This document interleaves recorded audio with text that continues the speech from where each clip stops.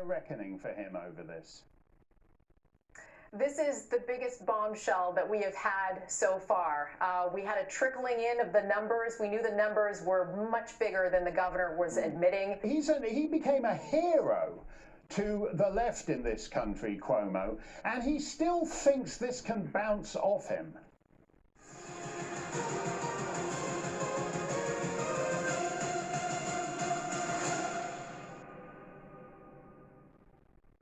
We have breaking news tonight from the New York Post. Governor Andrew Cuomo's secretary has now admitted that they covered up the state's nursing home death toll.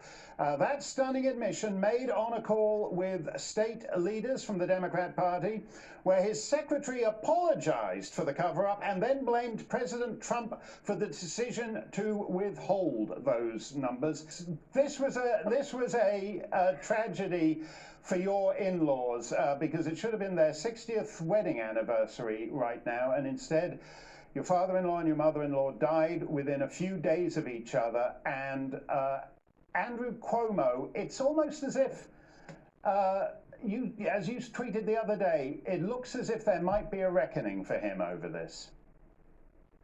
This is the biggest bombshell that we have had so far.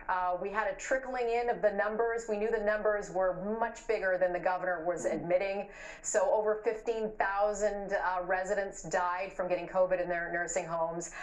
They just admitted that they put over 9,000 infected patients into nursing homes. And now the biggest bombshell coming from the New York Post, that his secretary, Melissa DeRosa, admitted that they covered it all up. But we're below the national average in number of deaths in nursing homes. But who cares? 33, 28, died in a hospital, died in a nursing home. They died. Joining us to discuss, former Governor of New York, George Pataki. Governor, thanks for joining us this morning. We do appreciate it. I can see you shaking your head there, as I'm sure many people tuning in and listening to those comments are doing as well.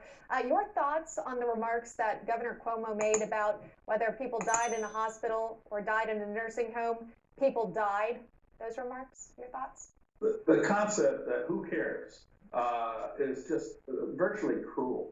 Because the families, now I guess it's more than 12,000 New Yorkers who died in nursing homes or because of nursing homes and the wrong-headed policy of this administration, they all care. And anybody who wants to see this not happen again, the next time we have a pandemic or something like that, they care. So I would say virtually everyone wants to know the truth about what happened. And now a Democratic Attorney General has blown the lid off, the cover off, the delusion that thousands of people who were infected in nursing homes didn't really die there. They're just playing defense. And I don't think you can overstate the tragedy of this. After you tweeted about your in-laws, I noticed it was a kind of mini trend that the husband would die on the Tuesday and the wife would die on the Friday, and someone such as yourself has to have that terrible thing where you've got to explain to your kid that grandma's died, and then a few days later that grandpa's died.